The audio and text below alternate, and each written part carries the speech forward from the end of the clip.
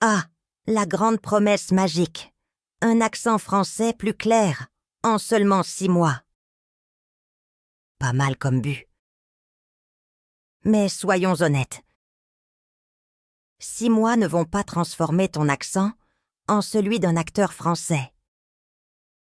Mais 6 mois suffisent pour que les gens arrêtent de plisser les yeux chaque fois que tu ouvres la bouche. Le but, c'est mieux, pas parfait. Tu n'as pas besoin de parler comme Victor Hugo revenu d'entre les morts. Tu as juste besoin d'un accent plus clair, plus facile à comprendre, et surtout moins douloureux pour les oreilles. Très bien, passons au vrai travail. Tu veux un accent plus clair? Alors écoute. Littéralement, écoute. Tous les jours. Pas une fois par semaine quand tu te souviens. Pas seulement dans le métro quand tu as oublié tes écouteurs préférés. Chaque jour, 10 à 15 minutes. Ce n'est pas la fin du monde. Tu passes déjà du temps à entendre des bruits sans intérêt, alors autant changer le programme. Les Français parlent vite, parfois trop vite.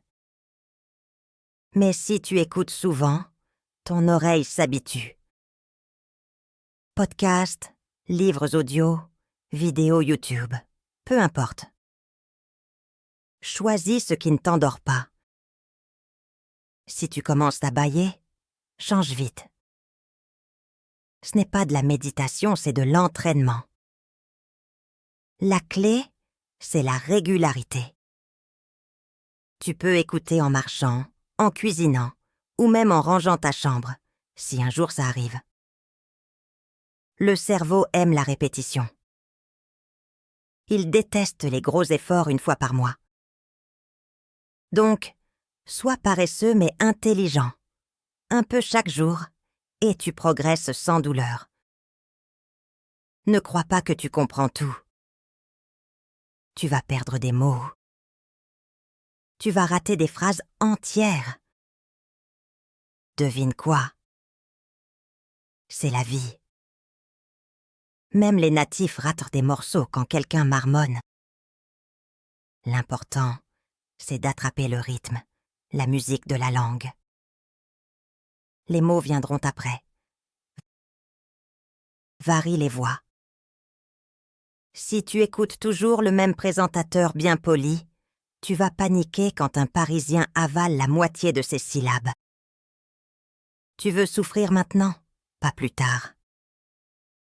Mélange les accents, les vitesses, les situations. Un jour un documentaire sérieux, le lendemain un vlog, où quelqu'un parle trop de son café.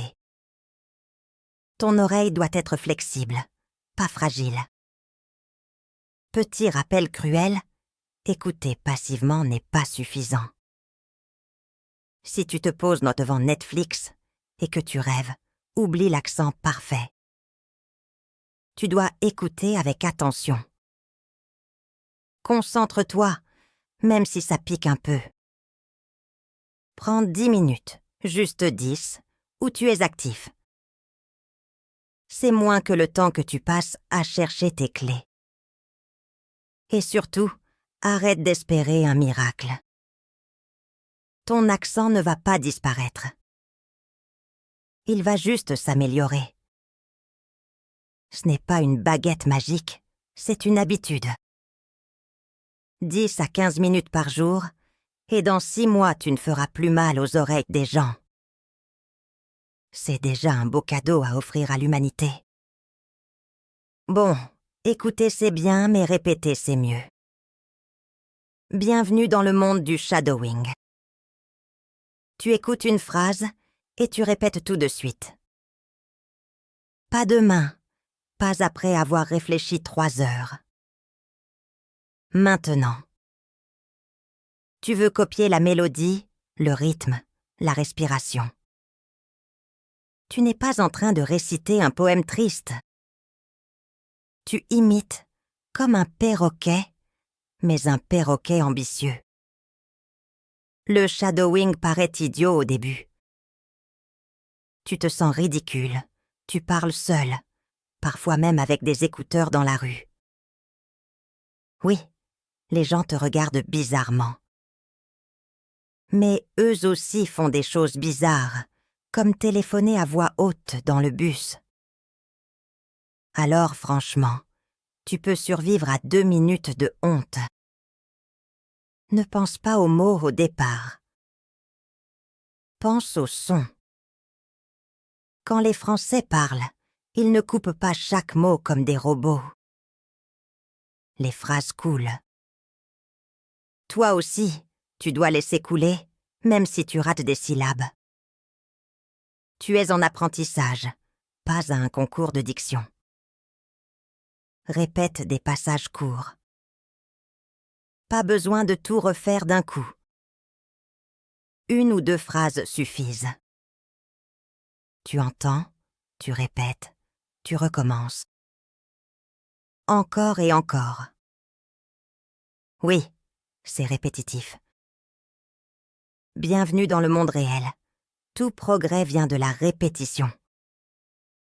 Tu ne deviens pas fort en faisant une pompe par mois, et tu ne deviens pas fluide en répétant une seule fois. Concentre-toi sur le rythme. Le français n'a pas la même musique que ta langue. Tu veux sonner plus naturel? Alors oublie un peu la grammaire. Mets ton énergie dans la mélodie de la phrase. Quand tu marches, tu sens le pas régulier? Le français a aussi son pas. Marche avec la langue. Si tu bloques sur un son, ralentis et rejoue-le plusieurs fois. Mais ne reste pas coincé 3 jours sur un seul mot. Tu n'es pas en train de faire une thèse. Passe à la phrase suivante. L'important, c'est l'ensemble. Même les natifs avalent ces mots, mais ils gardent le rythme. Le shadowing est fatigant. Tu ne vas pas aimer chaque minute. Mais après quelques semaines, tu vas entendre ton accent changer. Pas parfait, pas magique, mais mieux. Plus fluide, plus naturel. Et dans 6 mois, peut-être que quelqu'un te dira « Tiens, tu sonnes plus français ». C'est rare, mais ça vaut le coup. 3e méthode, enregistre-toi. Oui, je sais, personne n'aime sa propre voix. Même pas les chanteurs. Tu vas appuyer sur « Lecture » et tu vas penser « C'est ça ma voix ?» On dirait une casserole qui tombe dans l'escalier. Pas de panique. C'est gênant, mais c'est efficace. Prends une phrase, 2 maximum. Tu l'enregistres avec ton téléphone. Pas besoin de studio. Ton micro d'ordinateur, ton vieux smartphone, peu importe. Ensuite, tu écoutes. Et là, miracle, tu découvres tes erreurs. Quand tu parles sans t'écouter, ton cerveau pense que tout va bien. Mais quand tu réécoutes, tu entends chaque syllabe massacrée. C'est dur pour l'ego, mais parfait pour progresser. Compare ton enregistrement avec l'audio d'un natif. Choisis un modèle court, un vrai extrait, pas un film de 3 heures. Mets-les côte à côte. Tu appuies sur lecture du natif, puis sur ton fichier. Tu vas remarquer les différences. Oui, elles font mal. Le natif sonne fluide. Toi, tu ressembles à une voiture qui cale. Mais au moins, tu sais où ça coince. Ne fais pas semblant de ne pas entendre. Ton accent lourd? Ton air coincé dans la gorge? Ta vitesse bizarre? Tout est là, sous ton nez. Ce n'est pas agréable, mais c'est utile. Plus tôt tu acceptes la réalité, plus vite tu t'améliores. Fais cet exercice tous les jours, mais ne vise pas une performance. 50 secondes suffisent. Ce n'est pas un marathon. L'important, c'est la régularité. Plus tu enregistres, plus tu remarques des petits progrès. Et oui, au bout de 2 semaines, tu te diras peut-être « Tiens, je sonne un peu moins catastrophique. » Bravo, tu es sur la bonne voie. Astuce, garde tes vieux enregistrements. Dans 1 mois, réécoute celui du début. Prépare-toi à rougir. Mais tu vas aussi te rendre compte que tu avances. C'est comme voir une vieille photo de toi avec une coupe de cheveux atroce. Tu rigoles, tu souffres un peu, mais tu vois le chemin parcouru. Alors, arrête d'avoir peur du micro. C'est ton meilleur miroir. Si tu veux que ton accent change, tu dois te confronter à ta voix. Elle n'est pas parfaite, mais elle peut s'améliorer. Et en 6 mois, tu passeras de « Aïe mes oreilles » à « Ah, intéressant, il progresse ». Ce n'est pas glamour, mais c'est efficace. Tu viens d'écouter ta voix et tu as survécu? Parfait. Continuons avec la 4e méthode. Observe la bouche des Français. Oui, c'est étrange, mais leurs lèvres, leurs mâchoires, leurs langues font la moitié du travail. Tu crois que tout vient des oreilles? Faux. Le visage aussi parle. Regarde des vidéos, des interviews, même des films. Arrête de fixer seulement les sous-titres. Regarde comment les lèvres bougent. Tu vas remarquer que les Français n'ouvrent pas toujours la bouche en grand. Parfois, ils murmurent presque. Parfois, ils ferment la bouche comme s'ils avaient un secret à garder. C'est leur accent. Copie-les. Pas seulement le son, mais aussi le mouvement. Mets la vidéo, fais pause et imite la forme des lèvres. Tu te sens stupide? Tant mieux. C'est la preuve que tu bosses. Si tu veux progresser sans jamais avoir l'air ridicule, bonne chance. Personne n'a appris une langue avec dignité intacte. Le miroir est ton allié. Oui, un vrai miroir. Place-toi devant, regarde-toi parler. Compare ton visage avec celui d'un natif dans une vidéo. Tu verras vite que ta bouche n'a pas la même danse. Corrige-la. Tu veux un accent plus naturel? Commence par ressembler un peu plus à la source. Tu crois que c'est un détail? Non. Les sons sortent mieux quand ta bouche bouge correctement. Tu n'essaierais pas de jouer au foot avec des chaussures de taille trop petite. Alors pourquoi parler avec une bouche qui ne s'adapte pas? Ajuste l'outil. Ne cherche pas la perfection. Tu ne vas pas devenir acteur de théâtre français. Et oui, ça prend du temps. Tu ne vas pas te réveiller demain avec une bouche magique. Mais si tu passes 5 minutes par jour à copier les mouvements, ton accent s'adoucira. Tu ne ressembleras plus à quelqu'un qui avale ses mots, mais à quelqu'un qui sait au moins les placer correctement. Alors, arrête de bouder ton miroir. C'est ton nouveau professeur. Il n'a pas de diplôme, mais il te montre clairement quand tu as l'air bizarre. Et dans 6 mois, ton reflet sera moins douloureux à regarder. Tu as regardé ta bouche dans le miroir?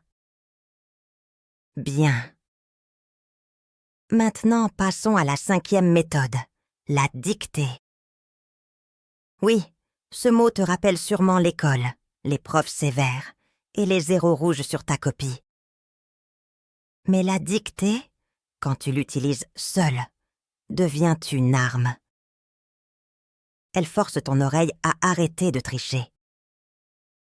Le principe est simple. Tu écoutes, tu écris. Pas ce que tu crois avoir entendu. Pas ce que tu aimerais entendre. Tu écris ce qui sort vraiment. Et c'est là que la vérité frappe. Tu pensais avoir entendu beau, mais en fait c'était bon. Bravo, tes oreilles t'ont déjà trahi. Ne choisis pas des textes longs. Tu ne rédiges pas un roman. Prends un extrait de 30 secondes, 1 minute maximum. Mets ton casque, écoute, écris. Ensuite, compare avec la transcription. Oui, tu vas avoir des fautes. Beaucoup. Prépare-toi à rire un peu ou à pleurer. Mais chaque faute est une alerte. Voilà un son que tu n'as pas reconnu. Cet exercice est brutal parce qu'il ne laisse aucune excuse. Tu ne peux pas dire « Ah, j'avais compris dans ma tête ». Non. Si tu as écrit autre chose, c'est que tu n'as pas compris. Point. Ton accent s'améliore quand ton oreille devient plus précise. Impossible de prononcer correctement ce que tu n'entends même pas. Répète la dictée plusieurs fois. La première, tu écris. La deuxième, tu écoutes en lisant ta version. La troisième, tu écoutes avec la vraie transcription. Ton cerveau commence à corriger les erreurs. Et petit à petit, tes oreilles deviennent plus fines. Tu entends enfin les petits détails que tu ratais avant. Est-ce agréable? Pas du tout. C'est agaçant de voir ces erreurs noires sur blanc. Mais c'est efficace. C'est comme se regarder dans un miroir avec une lumière trop forte. Tu vois tous les défauts. Tu voudrais fuir, mais c'est exactement ce dont tu as besoin.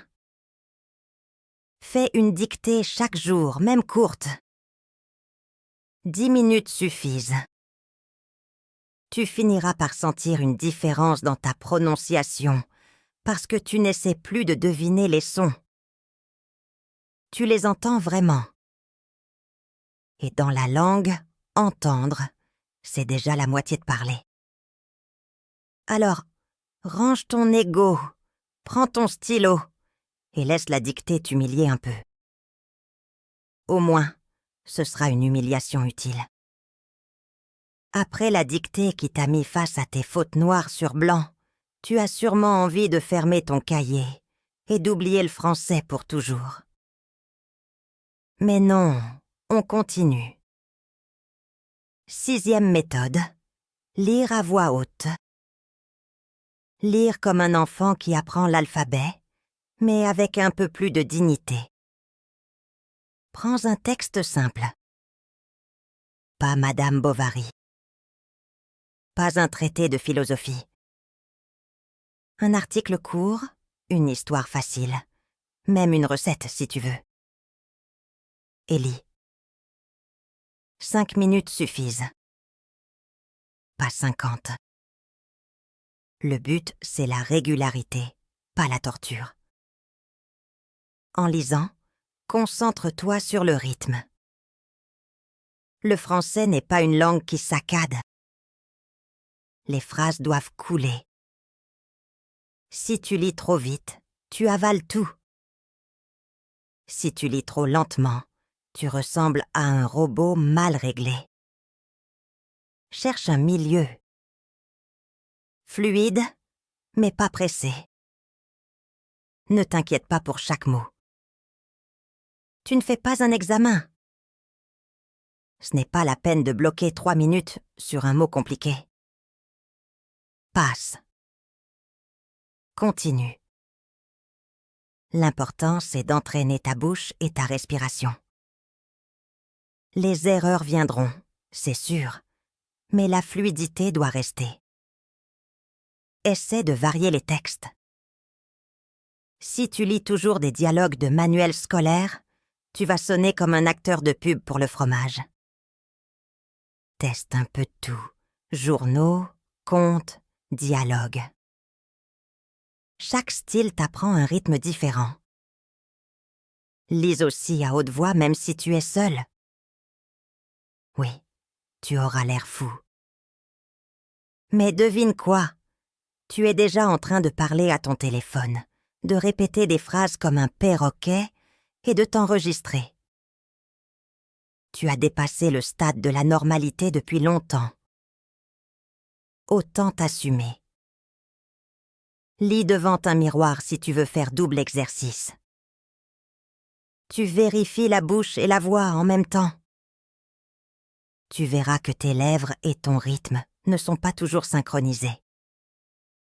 Corrige, recommence et encore recommence. La répétition n'est pas glamour, mais elle est fidèle. Tu ne deviendras pas poète en 6 mois. Mais ta prononciation va se calmer. Moins d'angles, plus de fluidité. Les gens comprendront tes phrases sans froncer les sourcils. Et ça, c'est une victoire. Parce qu'au fond, on ne te demande pas de réciter du théâtre classique. On te demande juste de parler sans blesser les oreilles. Tu viens de lire à voix haute comme un champion fatigué? Bien. On passe à la 7e méthode, ralentir quand tu parles. Pas besoin de foncer comme si tu récitais les résultats d'une course de chevaux. Ton accent ne devient pas meilleur quand tu accélères. Il devient seulement plus confus. Parler vite donne l'illusion de fluidité. Mais en réalité, c'est juste du bruit. Tu veux être compris? Alors fais simple. Chaque mot doit avoir un peu d'espace. Pas trop, sinon on croira que tu déclames un poème funèbre. Mais assez pour respirer et articuler. Ralentir, c'est aussi un moyen de reprendre le contrôle. Quand tu stresses, tu parles trop vite. Tu veux finir avant que les gens découvrent ton accent bancal. Mauvaise stratégie. En allant trop vite, tu multiplies les erreurs. Et les erreurs, elles s'entendent fort. Fais un test. Lis une phrase en vitesse. Puis, relis-la lentement en posant les mots. Compare. Tu verras que la version lente est plus claire. Pas parfaite, mais claire. Et les Français préfèrent comprendre une phrase lente qu'entendre un charabia rapide. Le but n'est pas de parler comme une tortue. Il faut un équilibre. Parle assez lentement pour que ton accent ait l'air volontaire. Si tu te précipites, ton accent paraît brouillon. Si tu prends ton temps, il paraît travaillé. Et les gens respectent l'effort. Tu crois peut-être que ralentir te rend ennuyeux. Faux. Au contraire, tu sembles plus sûr de toi. Les gens qui contrôlent leur rythme paraissent plus confiants. Ceux qui parlent trop vite paraissent nerveux, ou pire, désespérés. Alors entraîne-toi. Choisis une phrase et dis-la lentement. Respire. Mets des pauses. Au début, tu te sentiras étrange, comme un acteur raté. Mais avec le temps, ton accent devient plus stable et ta voix plus claire. C'est comme conduire. Mieux vaut rouler un peu lentement que finir dans le fossé. En 6 mois, cette habitude change tout. Tu ne seras pas confondu avec un natif, soyons sérieux. Mais tu donneras l'impression de maîtriser ton français. Et franchement, c'est plus important. Les gens comprennent, ils écoutent, et toi tu respires. Voilà une petite victoire qui vaut largement l'effort. Tu as appris à ralentir. Très bien. Mais parfois, même en parlant doucement, ta bouche se comporte comme une machine rouillée. Les sons se mélangent, les mots sortent tordus. Voici donc la 8e méthode, les vire-langues. Oui, ces phrases absurdes qui font rire les enfants et transpirer les adultes. Un exemple classique. Les chaussettes de l'archiduchesse sont-elles sèches ou archi-sèches? Avoue-le, rien qu'en lisant, tu bloques déjà. Et c'est le but. Ces phrases entraînent ta langue, tes lèvres et même ta mâchoire. C'est de la gymnastique pour la bouche. Répète-les plusieurs fois, d'abord lentement. Tu n'as pas besoin de vitesse. Tu dois contrôler les sons, pas faire la course. Une fois que ça devient plus clair, augmente la vitesse petit à petit. Tu vas rater, tu vas bafouiller, tu vas cracher un peu sur ton écran. Pas grave. Ça veut dire que tu travailles. Ces exercices sont agaçants, mais efficaces. Les sons compliqués du français ne deviennent pas plus simples par miracle. Ton accent ne s'adoucit pas pendant ton sommeil. Tes muscles doivent s'habituer. Et comme tous les muscles, ils s'entraînent avec effort et répétition. Ne choisis pas toujours le même vire-langue. Varie un peu. Il existe des dizaines de phrases idiotes faites pour torturer ta bouche. Cherche, écris-les sur un papier et fais-en une petite routine. 1 minute par jour suffit. Oui, 1 minute. Pas besoin d'y passer ta soirée. Et arrête de croire que c'est ridicule. Oui, tu as l'air bête quand tu les dis. Oui, si quelqu'un t'entend, il pensera que tu perds la tête. Mais rappelle-toi, tu veux un accent meilleur. Tu ne fais pas ce travail pour impressionner ton miroir. Tu le fais pour ne plus massacrer la langue quand tu ouvres la bouche. Petit bonus. Quand tu réussis un vire-langue rapidement et sans erreur, tu sens une vraie fierté. Tu ne deviens pas Victor Hugo, mais tu gagnes en confiance. Et la confiance, ça s'entend. En 6 mois, avec un peu de discipline, ces phrases absurdes vont rendre tes sons plus nets. Tes ch, tes s, tes r vont cesser de se battre entre eux. Et les Français arrêteront de plisser les yeux, comme s'ils n'avaient pas compris. Rien que pour ça, ça vaut la peine de bégayer un peu devant ton miroir. Tu viens de survivre au vire-langue. Bravo, ta bouche est fatiguée. Mais on continue. 9e méthode, chanter en français. Tu crois que c'est inutile? Pas du tout. Les chansons forcent ton accent à suivre un rythme naturel. Et en plus, elles collent à la tête, que tu le veuilles ou non. Choisis une chanson simple. Pas besoin de commencer avec du rap où les mots défilent à 300 km/h. Prends quelque chose de clair, avec des phrases répétitives. Les refrains sont parfaits. Tu écoutes, tu chantes, tu répètes. Même si tu chantes faux, ce n'est pas grave. Tu ne prépares pas un concert à l'Olympia. Chanter oblige ta bouche à bouger différemment. Les voyelles s'étirent, les consonnes s'enchaînent. Tu sens le rythme de la langue sans avoir à penser à chaque règle.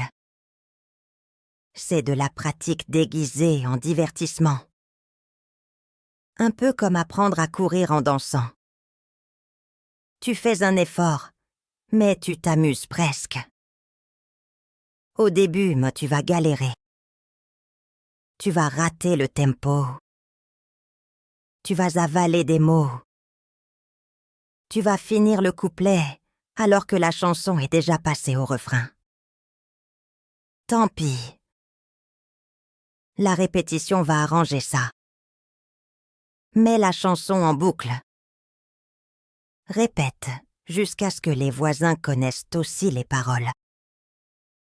Un conseil. Chante à voix haute, pas dans ta tête.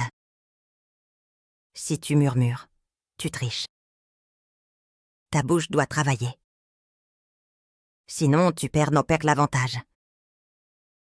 Et si tu crois que chanter fort est ridicule, rappelle-toi, tu t'es déjà enregistré. Tu as parlé à ton miroir. Tu as bafouillé des virelangues. La dignité, c'est fini depuis longtemps. En plus, les chansons entraînent aussi ton oreille. Tu entends les liaisons, les intonations, les sons que tu ne captais pas avant. La musique te guide et ton accent suit. C'est comme un vélo avec petites roues. Tu avances sans tomber trop vite. Ne change pas de chanson chaque jour.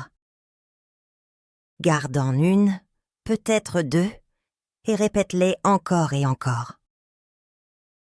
L'ennui fait partie du processus. Mais après plusieurs semaines, tu seras surpris.